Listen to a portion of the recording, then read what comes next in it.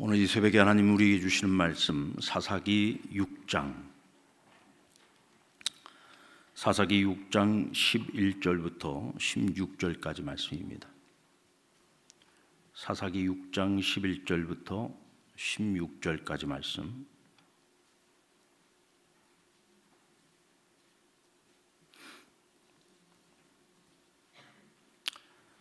사사기 6장입니다. 사사기 6장.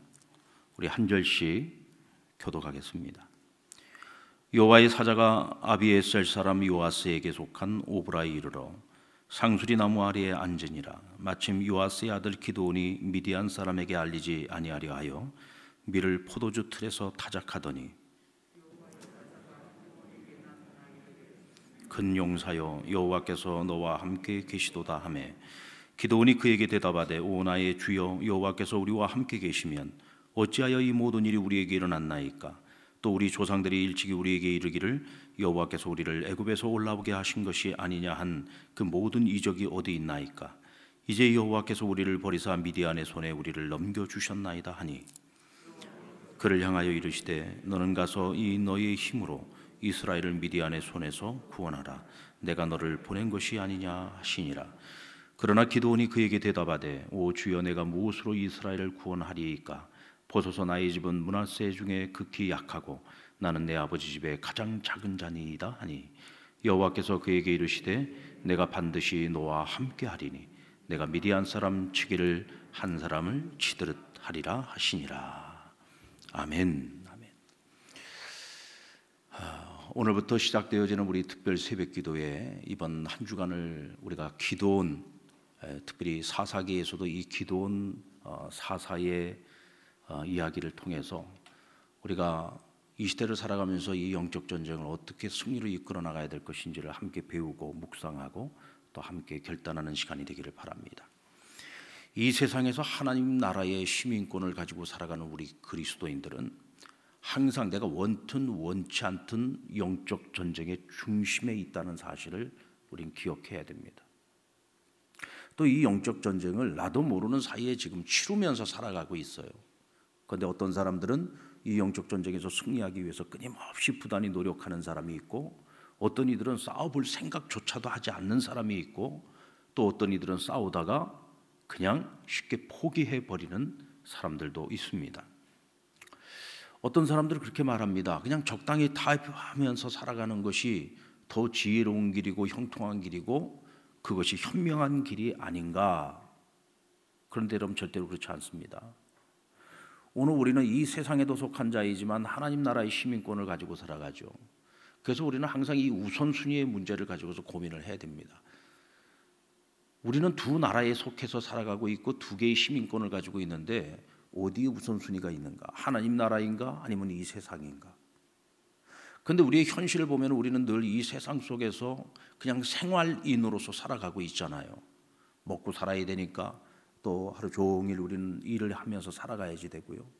또 세상 속에서 살아가니까 늘 세상의 시민권에 속하여 거기에 인생의 모든 가치를 두고 살아가는 사람들 속에서 그들과 늘 관계 속에서 살아가고 있습니다. 그러니까 실질적으로 우리가 피부에 와닿는 것은 세상에 속한 자로서 살아가는 것이 오히려 훨씬 더 피부에 와닿아요. 그런데 하나님께서는 우리에게 늘 말씀하십니다. 너희는 나의 백성이야. 너희는 나의 자녀야. 그 사실을 잊어버리면 안 돼. 그게 너희의 정체성이야.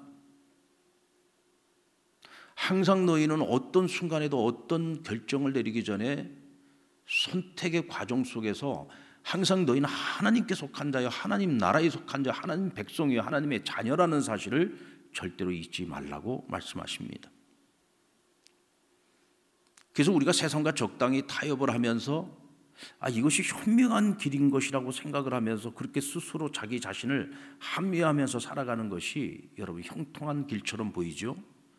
그런데 이 우선순위가 흔들리는 그 순간서부터 우리가 그리스도인으로 하나님의 자녀로 마땅히 누릴 수 있는 모든 것들을 다 잃어버리게 됩니다. 뿐만 아니라 우리가 세상에서 조롱거리가 된다는 사실을 기억해야 됩니다. 저는 목회를 하면서 주로 만나는 분들이 신앙인들을 많이 만나요. 그리스도인들을 많이 만납니다. 늘 교우들하고 교제를 하죠. 근데 뿐만 아니라 세상 사람들도 만나서 교제를 할 때가 있습니다.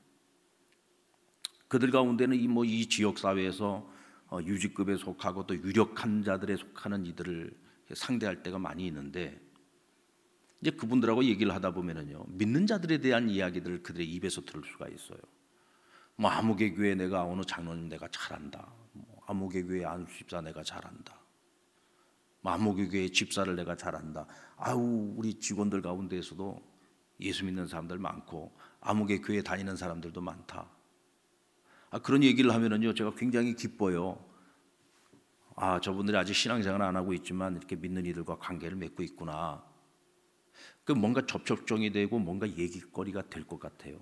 근데 그분들 입에서 나오는 말이 이런 얘기들을 해요. 근데 목사님, 그 아무개 그 장로님, 그 아무개 집사님 말이죠. 이거 술 잘 마시던데요. 아예 그냥 술 마셔도 그냥 마시는 게 아니라 말술을 드세요. 말술을 그냥 부어도 끝이 없어요. 근데 그렇게 먹어도 취하지도 않더라고요. 여러분, 그 말이 칭찬입니까? 조롱하는 겁니까? 그분들이 왜 그런 얘기를 할까요? 자기들이 알고 있기로는 예수 믿는 사람도 술 안 마시는 것으로 알고 있는데, 술이 취하지 않는 것으로 알고 있는데, 보니까 자기들보다 더 하더라는 거예요. 그들이 말하는 그 말 속에는 어떤 질문이 담겨 있을까요? 목사님, 근데 그래도 되는 거예요? 하고 묻는 거죠. 한마디로 말해서 그들의 눈에는 그들은 영적 싸움을 스스로 포기한 사람으로 보이는 겁니다. 그들이 생각하는 그리스도인에 대한 기준이 있어요. 적어도 그리스도인이라고 한다면은 말하는 것이나 생각하는 것이나 행동하는 것이나 뭔가 우리하고는 다르게 거룩하게 구별된 사람이라고 하는 기준을 가지고서 우리를 보고 있는데 전혀 그렇지 않더라는 거죠.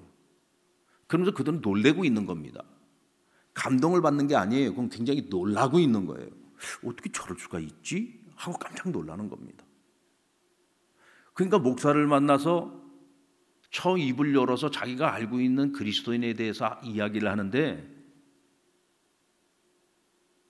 자기가 생각하는 기준과 너무나도 다른 그리스도인들에 대해서 이야기를 하고 있는 거죠. 과연 그것이 칭찬일까요? 비웃는 것일까요? 우리가 스스로 영적 전쟁을 포기하면요, 우리는 세상에서 조롱거리가 될 수밖에 없습니다. 우리가 이번 한 주간 동안 살펴볼 말씀은 사사 기드온에 관한 말씀인데요. 이 사사 시대, 우리가 잘 알고 있듯이 이 시대는 하나님의 백성들이 하나님을 경외하는 시대가 아니라 자기 소견에 좋은 대로 살아가던 시대의 이야기입니다. 그러다 보니까 하나님 백성으로서 그들은 자기 정체성을 상실해버리고 말았습니다. 이방 민족에게 동화가 되고 전혀 구별되지 않은 삶을 살았어요. 그러니까 거룩한 삶을 살았던 것이 아니라 그냥 세속화되어져 버린 삶을 살았던 거예요. 하나님께서는 가나안 사람들의 문화, 그들의 종교, 그들의 타락한 삶으로부터 이 가나안 땅을 거룩한 하나님의 땅으로 구별하기 위해서 40년 동안 이스라엘 백성들을 철저하게 하나님 백성으로 훈련시켰어요. 오직 여호와 하나님만을 경외하는 백성으로 훈련시켜서 그 땅에 들어가 그 땅을 차지하게 하셨습니다. 그런데 얼마 지나지 않아서 그들은 완전히 가나안 사람들에게 동화가 되어버린 겁니다. 그 땅을 거룩하게 구별하는 것이 아니라 오히려 자기들이 그들에게 동화가 되어버린 거예요. 영적 싸움을 완전히 포기해버린 시대가 바로 사사시대였다는 거죠. 특히 사사 기드온이 활동했던 시기는 이스라엘이 미디안에게 심하게 괴롭힘을 당하고 결국 그들이 목숨을 부지하기 위해서 산으로 올라가서 토굴 생활을 하고 있던 시기였습니다. 먹을 것이 없어서요, 날마다 굶주리고 고통받고 언제 우리가 당할지 모르는 그런 적의 침입 앞에서 그들은 끊임없이 두려움 속에서 살아가야 되는 그런 시기였어요. 왜냐하면 너무나도 연약했기 때문입니다. 여러분, 하나님의 백성이 하나님을 떠나고요, 하나님을 경외하지 않으면요, 세상에서 가장 연약하고 가장 보잘것없는 족속으로 추락하게 되는 겁니다. 우리 6장 1절과 2절 말씀을 보실까요? 우리 같이 한번 읽겠습니다. 시작.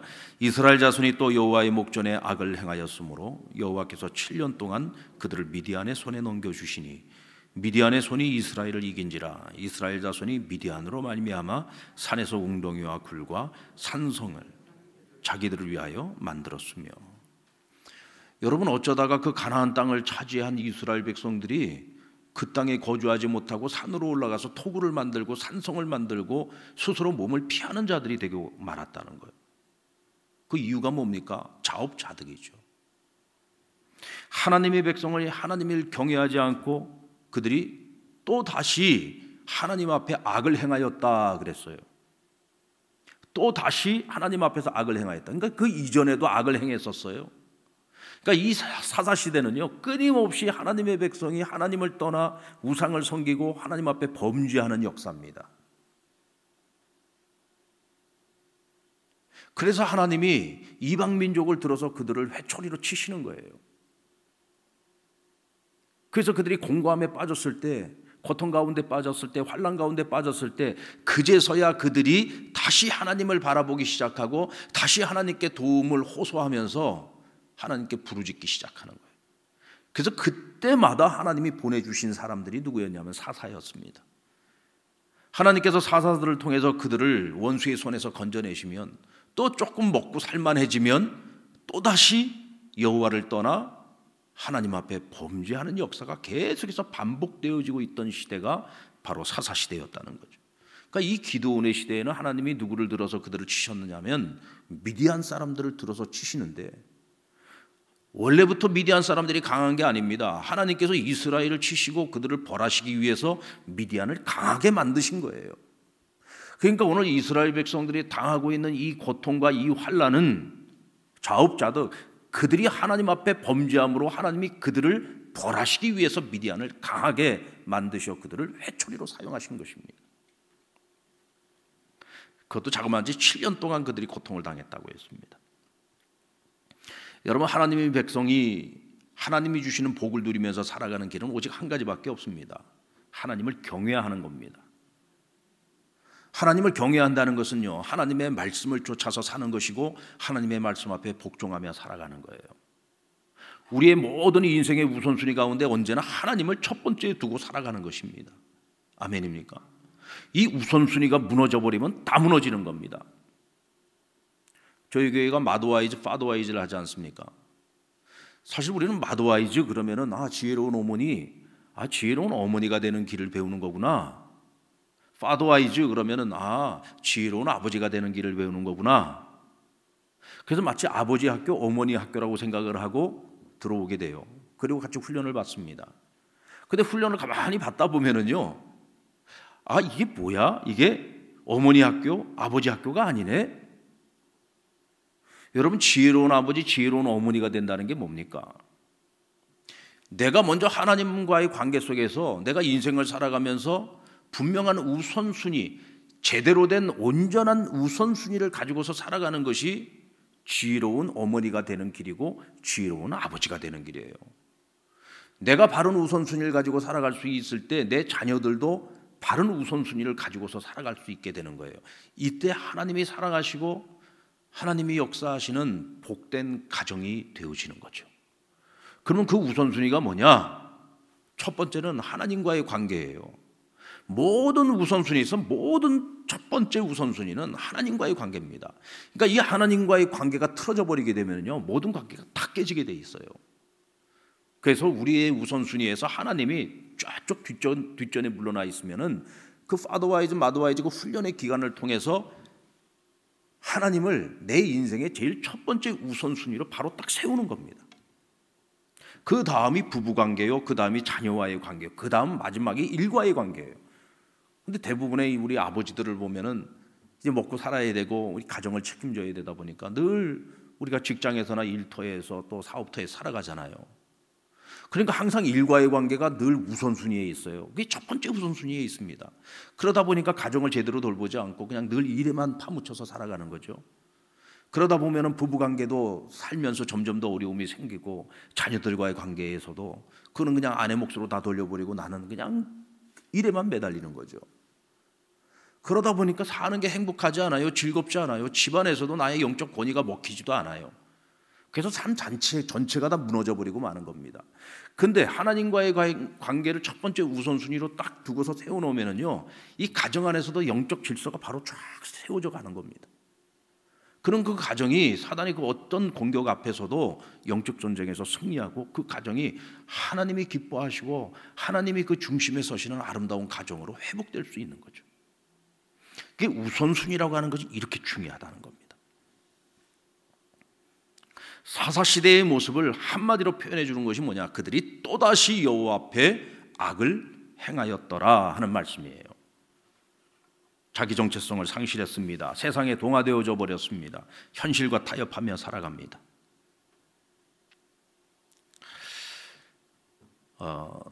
어저께 저녁 시간에 제가 잠깐 말씀드렸던 저희 교회 김혜원이라는 자매가 있는데, 어저께 이제 주일날 교회 왔더라고요.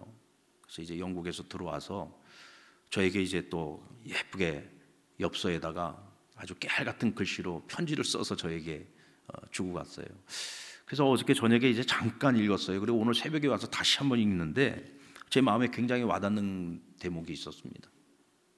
목사님, 코로나 시대가 오고 난 이후에 저는 너무 좋아요. 왜냐하면 주님의 십자가만 드러나기 때문이에요.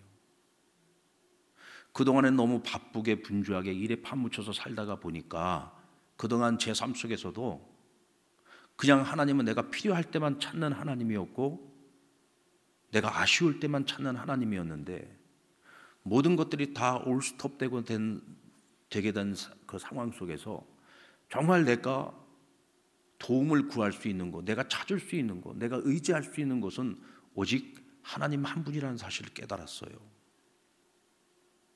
그리고 온 세상의 모든 것들이 전부 다 지금 너무나도 급변하고 있는 이 시대 속에서 우리가 어떻게 될 바를 알지 못하고 있는데, 유일하게 변하지 않고 더욱더 빛을 발하고 밝게 빛나고 있는 분은 오직 하나님 한 분이신 것 같아요. 저는 그 글을 읽으면서 너무 감동을 받았습니다. 왜 우리는 그런 생각을 하지 못할까? 왜 지금 이 코로나라고 하는 이 상황 속에서 우리에게 찾아오고 있는 이런 절망, 고통, 이런 아픔들, 재난, 우리는 지금 환경만 바라보면서 지금 굉장히 힘들어하고 있거든요. 그런데 오히려 이 자매는 우리를 힘들게 하는 이 환경 속에서도 계속해서 하나님을 주목하고 있더란 말이에요. 하나님을 주목하고 있고 하나님을 자기 인생의 우선순위에다 딱 두고 있으니까 지금 내 인생에서 이 고난 중에 가장 빛나는 분이 하나님이라고 하는 것을 이 자매는 보고 있는 것이고 깨닫고 있는 겁니다. 하나님께서 왜 이스라엘 백성들에게 그들이 하나님을 떠나고 하나님을 경외하지 않고 있을 때에 이런 시련을 주신 걸까? 왜 이런 고통과 아픔을 주셨던 걸까? 다른 이유가 아닙니다. 하나님의 백성들의 눈에는요, 하나님이 가장 밝게 빛나야 되는 거예요. 하나님의 백성들에게는요, 하나님이 모든 것의 첫 번째 우선순위가 되어야 되는 겁니다. 우리는 하나님 없으면 아무것도 아니에요. 하나님과의 관계가 단절돼 버리면 우리는 아무것도 아닌 겁니다. 우리가 지금 내 손에 쥐고 있는 거, 오늘 우리에게 주어져 있는 그 어떤 것들도 사실은 그거 아무것도 아니에요. 마치 안개와 같은 거예요. 있다가 사라져 버리는 것들입니다. 근데 하나님은요, 영원하신 분입니다. 그 하나님은 자격 없는 우리에게 주인이 되어 주셨어요. 그리고 그 하나님은 보잘것없는 우리 안에서 주인이 되어주시고 우리와 늘 함께 동행하시기를 원하시는 분이에요. 그래서 오늘 우리에게 하나님이 밝히 빛나기 시작하면은요, 우리의 인생이 빛나기 시작하는 겁니다. 그래서 세상 사람들이 우리를 보면서요, 부러워하게 되고요, 자신들과 다르다는 점 때문에 우리를 어려워하게 됩니다. 함부로 하지 못해요. 우리의 그 거룩함 때문에 우리를 괴롭히고 힘들게 하는 것이 아니라 오히려 우리를 어려워하고 오히려 우리를 통해서 그들이 영향력을 받게 되는 거죠. 이스라엘이 애굽에서 430년 종살이할 때 그들이 언제 하나님을 찾고 하나님을 부르짖었습니까? 사실 요셉을 아는 왕이 바로였을 때는요, 살만했습니다. 이 야곱의 족속들이 이 애굽 땅에 들어와 가지고요, 그들은 원래가 목축업을 하는 사람들이었는데 목축업을 하기에 가장 좋은 땅인 고센 땅을 요셉이 잘 준비해 놨다가 자기들 족속에 와서 살게 했어요. 그러니까 아주 풍요로웠어요. 먹고 사는데 아무 문제가 없었습니다. 근데 하나님께서 요셉을 모르는 왕이 바로가 되게 만드시고 난 이후에 그들에게 시련이 닥치기 시작하죠. 이 야곱의 족속의 숫자가 점점 늘어나서 나중에는 애굽 사람들보다 숫자가 더 많아질 것 같아. 위협을 느낀 거예요.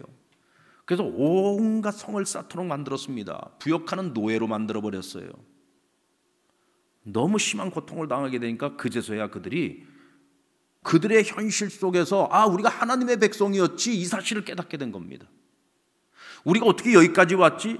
우리는 하나님의 약속을 붙들고 살아가는 백성이었지 라고 하는 것을 깨닫게 된 거예요. 하나님께서 우리의 조상 아브라함과 했던 그 약속, 야곱과 했던 그 약속을 깨닫게 된 겁니다. 그래서 그들이 다시 하나님께 부르짖기 시작한 거예요. 여러분, 하나님께서는요, 애통하는 자들의 기도를 들으십니다. 비록 그들이 하나님 앞에 범죄하여 당하는 고통이었지만 그 고통으로 인해서 그들은 애통한 마음을 가지고 하나님께 부르짖었어요. 이때 하나님께서 그들에게 사사 기드온을 보내어 주셨던 겁니다. 오늘 우리에게도 이런 애통함이 필요합니다. 내가 지금 겪고 있는 재난과 환난을 바라보면서 오늘 우리에게도 이런 애통함이 필요하죠. 여러분, 이 애통함이라고 하는 것을요, 우리가 잘 이해해야 됩니다. 그냥 내 삶이 힘들고 어려우니까 힘들어 죽겠다, 이게 애통함이 아니에요. 애통함이라고 하는 것은요, 오늘 지금 우리에게 찾아온 이 재난과 이 환난과 이 고통을 바라보면서 너무 괴롭고 너무 힘들어요. 근데 생각하는 겁니다. 왜 우리에게 이런 일들이 발생한 것일까? 생각하기 시작하는 거예요. 그러면서 자기 반성으로 이어집니다. 자기 반성으로 이어져야 이게 애통하는 거예요. 그냥 힘들어 죽겠어, 어려워 죽겠어, 이건 그냥 탄식이죠. 근데 이 탄식을 넘어서 자기 반성으로 들어갈 때 진정한 애통함이 있는 겁니다. 왜 우리가 진작에 깨닫지 못했을까? 왜 우리가 하나님을 경외하지 못했을까? 하나님의 은혜가 아니면 우리는 정말 아무것도 할 수 없는 족속인데 왜 우리가 하나님을 떠나 살았을까? 오늘 우리에게 찾아온 이 모든 고통과 이 환난의 원인은 하나님께 있는 것이 아니라 사실 우리 자신에게 있었다는 사실을 비로소 깨닫는 거예요. 이게 애통함이에요. 오늘 이스라엘 백성들에게 바로 이런 애통함이 있었어요. 그래서 하나님이 그들의 그 애통하는 기도, 간절한 부르짖음을 하나님께서 귀를 기울여 들으셨던 것이고 하나님 그들에게 답을 주신 겁니다. 근데 이 애통함이 없는 사람들은요, 그냥 불평과 원망으로 처음부터 끝까지 갑니다. 왜냐하면 자기 반성이 없기 때문에 그런 겁니다. 예수님의 팔복에도 애통하는 자는 복이 있나니 저가 위로를 받을 것입니다. 여러분, 애통하는 자에게는 하나님의 위로가 있습니다. 애통하는 자에게는 하나님의 위로가 있어요. 그럼 그 하나님의 위로라고 하는 것이 뭐냐? 그것은 바로 용서와 회복입니다. 하나님이 우리를 위로해 주신다는 것은 그냥 너 힘들지 내가 네 사정 안다, 힘들지 괜찮아, 내가 도와줄게, 그냥 말로만 하고 끝나는 게 아니라 오늘 내가 나의 죄를 보고 하나님 앞에 회개하면서 애통할 때 하나님 우리의 죄를 용서해 주시고 우리가 잃어버린 것들을 다시 회복시켜 주신다는 거예요. 여러분, 이 코로나 시대에 오늘 우리에게 가장 필요한 것이 있다면 바로 이 애통함이라고 저는 생각합니다. 오늘 우리 스스로에 대한 자기 반성이 반드시 있어야 돼요. 회개가 있어야 됩니다. 그리고 그 자리에서 우리가 하나님께 부르짖는 간절한 부르짖음이 있어야 되죠. 이때 하나님께서 우리의 기도를 들으시고 우리를 위로해 주십니다. 그리고 고통당하는 이들을 바라보면서 애통함이 있어야 돼요. 이제는 나에게서 시선을 떼서 이제는 다른 사람을 볼 수 있어야 되죠. 하나님께서 기드온을 사사로 부르신 가장 큰 이유 중에 하나가 바로 이 점입니다. 그는 자기 백성이 고통당하는 모습을 보면서 애통함을 가지고 있었어요. 한마디로 말해서 그는 이 세상에서 일어나고 있는 불의에 대하여 무관심한 사람이 아니었다는 겁니다. 자신들의 이웃이 당하고 있는 그 고통을 바라보면서 나 몰라라 하는 사람이 아니었어요. 책임감을 가지고 애통할 줄 아는 사람이었다는 겁니다. 우리 13절 말씀을 한번 볼까요? 같이 읽겠습니다. 시작. 기드온이 그에게 대답하되 오 나의 주여 여호와께서 우리와 함께 계시면 어찌하여 이 모든 일이 우리에게 일어났나이까? 또 우리 조상들이 일찍이 우리에게 이르기를 여호와께서 우리를 애굽에서 올라오게 하신 것이 아니냐 한 그 모든 이적이 어디 있나이까? 이제 여호와께서 우리를 버리사 미디안의 손에 우리를 넘겨주셨나이다. 지금 하나님께서 여호와의 사자를 보내서 그저 한낱 농사꾼에 불과했던 기드온을 하나님께서 이스라엘을 구원해내는 사사로 쓰시겠다고 그를 하나님의 일꾼으로 부르시는 장면인데, 오늘 여기서 그가 하나님께 지금 따지고 있는 거예요. 뭘 따지고 있느냐면 하나님도 눈도 있으면 한번 보세요. 지금 우리 백성이 지금 얼마나 고통을 받고 있습니까? 지금 먹을 것이 없어서 지금 다 굶주려 죽어가고 있습니다. 하나님이 주신 땅에서 지금 이방인들에게 이런 고통을 당하고 있는데 대체 하나님 뭐 하는 겁니까? 애굽에서 우리를 이끌어내셨던 그 기적의 하나님은 대체 어디에 계신 겁니까? 왜 우리가 이런 고통을 당합니까? 하나님께서 우리를 저들의 손에 주었기 때문이 아닙니까? 그리고 막 지금 하나님을 원망하고 있는 거예요. 근데 오늘 그가 하나님을 원망하고 있는 것은요, 다른 게 아니에요. 자기 백성이 고통당하는 모습을 보면서 너무 그것이 애통해서 하나님께 지금 따지고 있는 겁니다. 하나님, 우린 적어도 하나님 백성이잖아요. 근데 왜 하나님의 백성인 우리 이스라엘이 이런 고통을 당해야지 됩니까? 라고 하나님께 지금 막 호소를 하고 있는 거죠. 근데 여기에 기드온의 오해가 있습니다. 지금 자신들이 당하고 있는 이 고통은 자업자득인데 이것을 지금 하나님의 탓으로 지금 돌리고 있는 거죠. 근데 그 순간에도 하나님께서 주목하시고 있는 것이 있어요. 기드온이 하나님을 오해하고 있는 부분이 있는 것은 사실입니다만은 오늘 적어도 기드온은 자신의 이웃이 그리고 자신의 민족이 당하고 있는 이 고통을 외면하지 않았다는 거예요. 그것을 자신의 아픔으로 여겼다는 겁니다. 그저 백성들이 고통을 당하든지 말든지 나 하나 그냥 잘 먹고 잘 살고 내가 농사지어서 그냥 내 입에 풀칠하고 살면 되지, 나 하나 마음 평안하게 먹고 살면 되지, 그게 아니었어요. 이웃의 고통을 그냥 지나칠 수 없었던 겁니다. 그래서 하나님께 호소하고 있는 거예요. 내 문제 갖고 호소하는 게 아니에요. 지금 내 이웃들이 당하고 있는 고통을 가지고 지금 하나님께 호소하고 있는 거예요. 하나님 언제까지 저들의 그 고통을 그냥 지켜보고만 계실 거냐고 호소하고 있는 거죠. 하나님께서는요, 이와 같이 남을 위한 이 애통의 마음을 가지고 하나님께 부르짖는 자들을 들어서 사용하시는 하나님이신 것을 믿습니다. 저는 우리 상랑교회 성도들에게 바로 이런 애통의 마음이 있었으면 좋겠어요. 우리가 이번에 이제 행복축제를 하고 있는데 행복축제를 함에 있어서 우리에게 가장 필요한 것이 있다면 바로 이 애통하는 마음입니다. 우리 이웃들을 바라보면서 애통하는 마음이 있어야죠.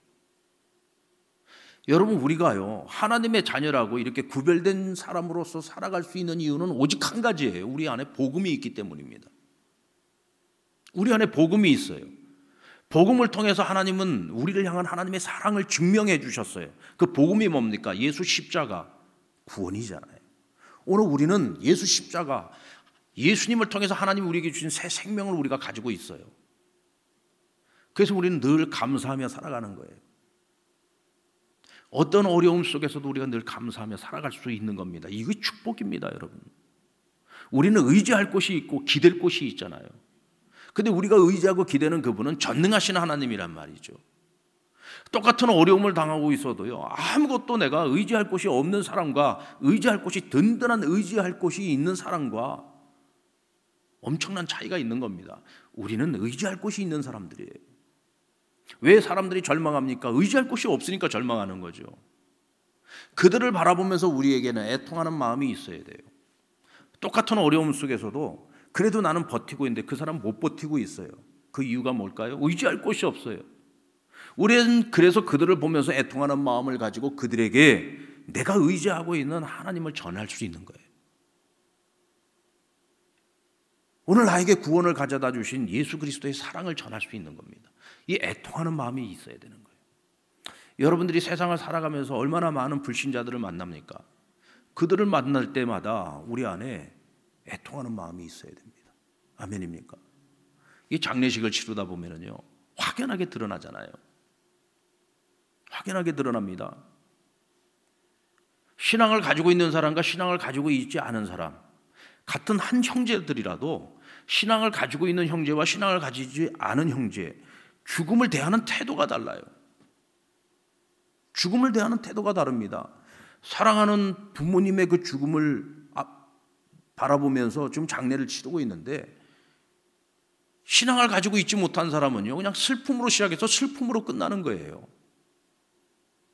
근데 신앙을 가지고 있는 사람은요, 그 안에서, 주 안에서 주어지는 이 죽음이라고 하는 것이 우리에게 복이라는 사실을 알죠. 깨닫죠.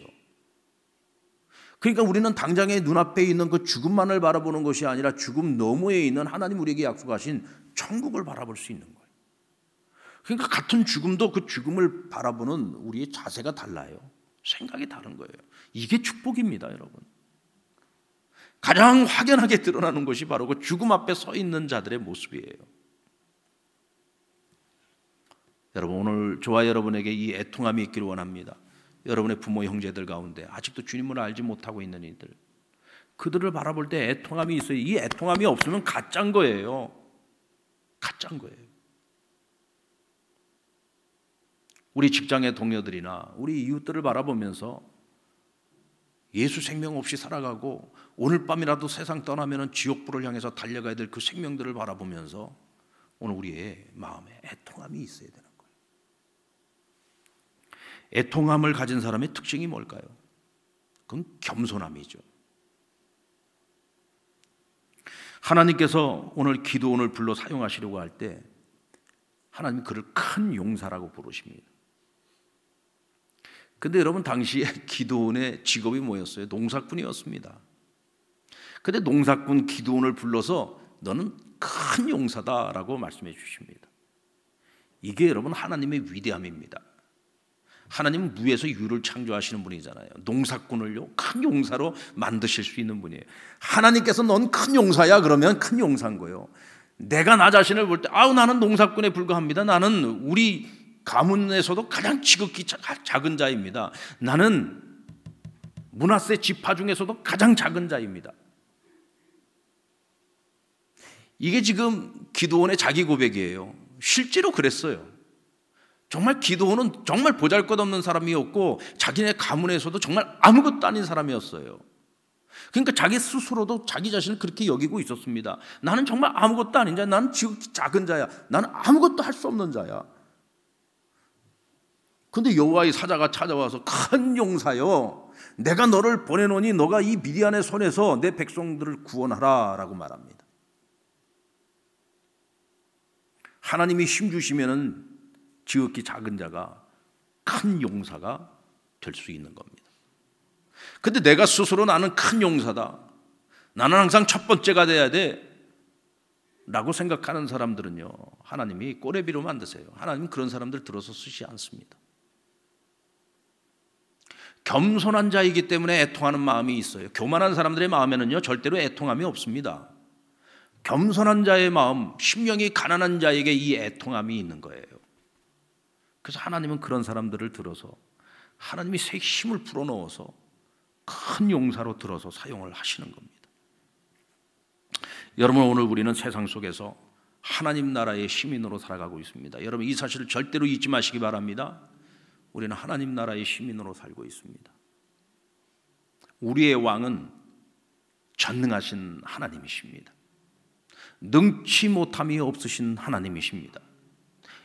이 세상을 창조하셨고 이 세상을 오늘도 다스리시고 역사의 주관자가 되시는 바로 그 하나님, 우리는 그 하나님 나라에 속한 자들입니다.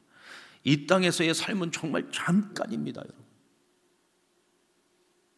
이 세상에서의 삶은 정말 잠깐입니다.